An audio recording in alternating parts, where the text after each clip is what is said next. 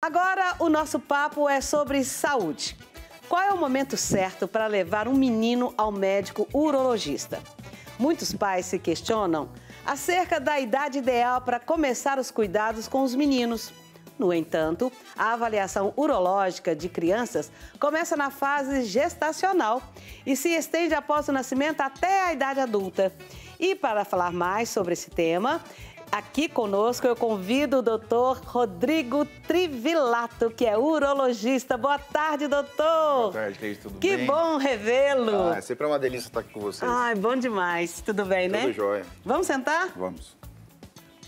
Doutor, como eu era muito, assim, um pouco desesperada, o meu filho, quando bebê, tinha 2 pediatras. Uma mulher, doutora Aparecida, e o doutor Rômulo, que também era pediatra, lógico. E eu botava os 2 para brigar, porque... Eu falava uma coisa, eu falava uma coisa, eu falava, não, mas o outro falou que não. Não, mas isso era, tirando brincadeiras à parte, o meu filho foi acompanhado por uma pediatra até os 9 anos de idade. Bacana. E eu não sabia depois aonde levá-lo. Aí, quando ele começou assim...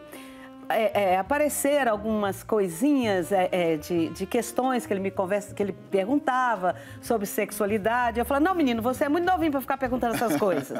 Aí eu falei assim, vou levar você na pediatra. Aí eu levei na pediatra, ela falou assim, Cleide, é melhor você levar no urologista. E de preferência com homem, porque eles vão ser mais brother. Sim. Isso mesmo? A avaliação da urologia infantil, eu acho até interessante isso, porque todo mundo fica me perguntando quando eu vou levar o meu filho no urologista. Na verdade, isso depende. Por que depende? Porque às vezes a mãe está fazendo ultrassom gestacional e, por exemplo, ela vê o rim aumentado de tamanho, por exemplo. Aí nós já fazemos esse acompanhamento da criança quando ela está se formando dentro da barriguinha da mãe ainda. Olha só que interessante. Então, nem nasceu ainda, o urologista já está lá. E, às vezes, devido a algumas patologias, algumas doenças, como, por exemplo, um fator obstrutivo, né, que a gente chama de válvula de uretra posterior, por exemplo, a criança já nasce, ela já tem que passar por um procedimento para a gente desobstruir esse canal urinário. Então, na barriguinha da mãe, nasceu, e aí, durante toda a fase da criança, a gente faz esse acompanhamento. Tem mais urologista homem do que mulheres? Tem, mas isso tem mudado bastante. Né? Olha só que interessante, aqui na residência do Hospital das Clínicas, da UFG, há um ou 2 anos atrás, que eu sou staff lá, nós eram 3 meninas. Olha! E até hoje a gente continua trabalhando junto. Eu chamo elas, eu entro nas cirurgias delas, entro nas minhas cirurgias, são extremamente competentes, estudiosas. Então, isso eu acho que isso vem mudando bastante. E quando esse menino chega à adolescência, tem um nome de um médico que trata de adolescente? Como é que é o nome? Tem um nome específico para esse profissional, mas agora não estou lembrando, não. Vê aí, Juliana, como é que é o nome dele? Mas, assim, quando é que eu vou tirar o meu filho da pediatra, se não tiver esses probleminhas de gestacional? Sim. Quando é que eu tiro da pediatra e passo para o urologista? Excelente pergunta. Na verdade, a urologia infantil, a gente estuda o trato urinário, né, tanto de meninas como de meninos, e o trato reprodutor masculino dos meninos. Então, na verdade, o pediatra, na maioria das vezes, a gente faz essa ponte. Então, ele é atendido tanto pelo pediatra como pelo urologista infantil. Na maioria das vezes, esse paciente já vem indicado pelo pediatra. Por exemplo, vamos pensar numa criança que tem a fimose, por exemplo, que é muito comum a criança ter fimose. Ou a criança que não tem o testículo, ainda não entrou dentro da bolsa escrotal. Tem isso? Chama criptorquidia. Meu Deus. A hidrocele, que é o aumento da bolsa escrotal. Isso são patologias, na maioria das vezes, que o pediatra vai avaliar, vai olhar o órgão genital da criança e falar assim, olha, tem alguma alteração aqui, vamos mandar para o urologista, e aí onde chega para o urologista infantil. Tá. É ebiatra o nome? Ebiatra. Ebiatra. É isso. Doutor, por falar nisso, dessa questão da fimose, quando é que se deve fazer essa cirurgia? A fimose, ela tem graus, né? Então, o que acontece? A fimose, ela pode, quando a fimose ela não expõe totalmente, não consegue expor totalmente a cabecinha do pênis, é uma fimose que provavelmente não vai adiantar a gente fazer o tratamento conservador, por exemplo, com a pomadinha. E a pomadinha tem um detalhe muito importante. Muitas mães chegam para mim e falam assim, mas não deu certo o uso da pomada. Na verdade, que a pomada não adianta só passar a pomada. A gente tem que passar a pomada e fazer a massagem. Porque senão não adianta. E quando faz corretamente, o que acontece? Então, aí ela vai descendo. Você passa a pomada, faz a massagem e vai descendo essa pelezinha. Aí a glande expõe. Quando não expõe a glande, a gente já fica... Provavelmente, esse é um paciente que vai virar paciente cirúrgico, que é a cirurgia da postectomia, que é retirada dessa pele. Nós fazemos essa cirurgia com uns 2 anos, 3 anos de idade, porque na maioria das vezes essa glande, essa fimose, a glande consegue se expor com um tratamento com pomada ou naturalmente. Doutor, e a questão dos hormônios desses adolescentes? Lidar com isso, porque a gente até fala que é aborrecente, porque esses hormônios, eles fazem uma transformação muito grande na vida desses meninos. Sim. Como que vocês lidam com isso, com esse menino que a mãe não consegue lidar? Isso a gente tem que ter muito cuidado, tá? Porque eu sempre digo, não só para criança, como para adulto. Quando a gente mexe com hormônio, as pessoas acham que é só simplesmente dar um hormônio e acabou. A gente mexe num eixo inteiro dessa criança. Então, raramente a gente entra com algum tipo de hormônio para a criança. Às vezes, o que chega muito no consultório é pais, o pai e a mãe, né, com dúvidas sobre o tamanho do pênis, se o testículo está do tamanho, tá com o tamanho normal do testículo, a pelificação, os pelos. E na maioria das vezes está tudo normal, 90% das vezes estão tudo normal. Às vezes a criança está um pouquinho gordinha, olha que interessante, ela está um pouquinho gordinha e o pênis, ele fica lá dentro dessa gordura, né? Fica um pênis embutido. Então a gente vai lá, chama a mãe, por exemplo, o exame físico que eu faço da criança, a gente chama a mãe e o pai junto. Olha, palpa o testículo aqui, olha só como está a pele, olha só, quando eu puxo essa gordura para baixo, olha como que o pênis expõe. Então, você tirando essa angústia, essa preocupação dos pais, é essencial para esse bom acompanhamento, porque senão vira uma bagunça.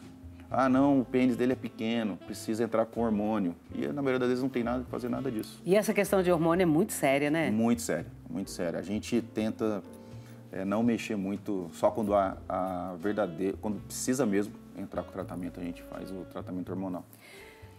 Quando uma mãe descobre que a sua filha nasceu com um rim, sim, e ela descobre que essa filha, quando ela descobriu que essa filha está com 30 anos de idade, num exame de rotina, sim, e essa mãe desespera. Isso acontece. Ai, minha culpa, meu Deus do céu, eu sou uma péssima mãe. Não, de jeito nenhum. Com muita frequência acontece isso. É um incidentaloma. A gente acha esse problema pedindo um exame, por um incidente a gente acha, só tem um rim. Então, não é culpa de ninguém, né? Por exemplo, às vezes a criança nem apresenta sintomas, ou às vezes ela já nasceu sem um rim, uma agenesia renal, sabe? Mas eu tenho pacientes, por exemplo, acho que uns 3 meses atrás eu atendi uma senhorinha de 60 e poucos anos, né? Aí, eu tô tendo infecção urinária, aí a gente fez um exame de ultrassom. Não foi visualizado o rim. Aí depois fez a tomografia, realmente ela não tinha o rim. E ela nunca soube? Nunca soube. Primeira vez que ela soube que ela só tinha um rim. O outro rim, ele compensa. Mas aí precisa dos cuidados, né? Tomar bastante água, uma alimentação balanceada, diminuindo sal, diminuindo gordura. Glicemia é super importante. Né? Por que a glicemia? Porque hoje a principal causa de transplante hoje renal é a diabetes. Ela dá uma lesão nefrológica. Então a gente tem que sempre manter esse paciente com uma dieta balanceada, exercício físico, não ganhar muito peso. Então, assim, e tomar conta, né? A gente faz, por exemplo, um acompanhamento desse paciente 6 meses, pelo menos com exames laboratoriais e o ultrassom. Tá certo. E quais são os sintomas, já que você falou que às vezes é assintomático, mas como a gente, mãe, está muito observando o filho nessa idade de adolescente, dá algum sintoma de que o rim não está legal? Normalmente, a criança, qual que é o sintoma? Eu até estava conversando esses dias dando uma entrevista, eu sempre falo, eu fico batendo na mesma tecla, né? Cuidado com os extremos de idade. Por quê? A criança, mesmo quando ela já está um pouquinho maior, que ela consegue, né, conversar, ela não vai falar, olha, tô passando mal, tô com dificuldade para fazer xixi. No máximo vai falar que tá com uma dor na barriga. Entendeu? Então, assim, qualquer sintomas que a criança comece a parar de comer, perder peso, ver a criança prostradinha, referindo que está doendo para urinar, sangue na urina, já leva para o pediatra ou leva no urologista infantil. E se o quadro for muito agudo, leva no pronto-socorro pediátrico. E no outro extremo, a mesma coisa, os idosos. Por quê? Eu costumo dizer que quando o idoso começa a ficar ruim, já está muito avançado. Então, vamos dar um exemplo de uma infecção urinária. As pessoas, mas ele não teve febre. Gente, o idoso, quando vai fazer febre, aí já está com quadro de pielonefrite, a infecção já está tendo rins, já está uma infecção muito avançada. Então, não espere os sintomas uns sintomas como febre, dor para urinar, não precisa, sabe? Se tiver febre, a vaca já foi com a corda do brejo. Aí nós temos que correr. Né? E infecção urinária em idoso é muito perigoso. Muito perigoso, porque alguns idosos, por exemplo, principalmente aqueles imunodeprimidos que têm diabetes, por exemplo, é muito pior, né? Mas aí a gente pode ficar conversando aqui, a gente vai falar das crianças, né, que tem o refluxo, tem várias patologias. Refluxo também? Refluxo, mas é refluxo vesco-ureteral. Quando a urina, o paciente fica com a urina dentro da bexiga e essa urina volta para os rins. Isso é um dos principais patologias que pode levar o paciente a infecção urinária de repetição. Acontece? Na verdade, é uma questão quase anatômica da inserção do ureter dentro da bexiga. Então, dependendo da classificação, ou a gente faz tratamento conservador desse paciente, antibiótico, acompanhamento, ou a gente faz o procedimento cirúrgico. Nossa! Ai, meu Deus do céu, eu que tenho um netinho de 4 anos, eu já tô aqui, minha cabeça, louca. Mas eu acho que, sabe o que é importante? É se você tranquilizar os pais. Porque a gente fala, nossa, mas está muito preocupado, o pai... Qualquer dúvida tem que ser levado em conta. Você não está dentro da casa para saber o que está acontecendo. Então, assim, a gente também tem que entender que nós somos médicos, nós entendemos disso. Mas, às vezes, o paciente, o familiar é leigo, ele não é obrigado a saber. Claro. Então, se tem alguma dúvida, vá num médico, um pediatra de confiança, vai num urologista de confiança, que ele vai sentar com você e vai te explicar direitinho. Entendeu? Ele vai pegar e vai te mostrar, olha o tamanho do testículo está aqui. Por exemplo, quando o paciente chega, eu não tô com... Doutor, o testículo do meu filho não está na bolsa escrotal. Vamos lá olhar. Aí eu palpo, mostro o testículo, falo para o paciente, para o familiar tocar esse testículo, mostra a fimose. Então é importante deixar o pai e a mãe tranquilo, né? E tem algum fator hereditário que a gente tem que ficar atenta?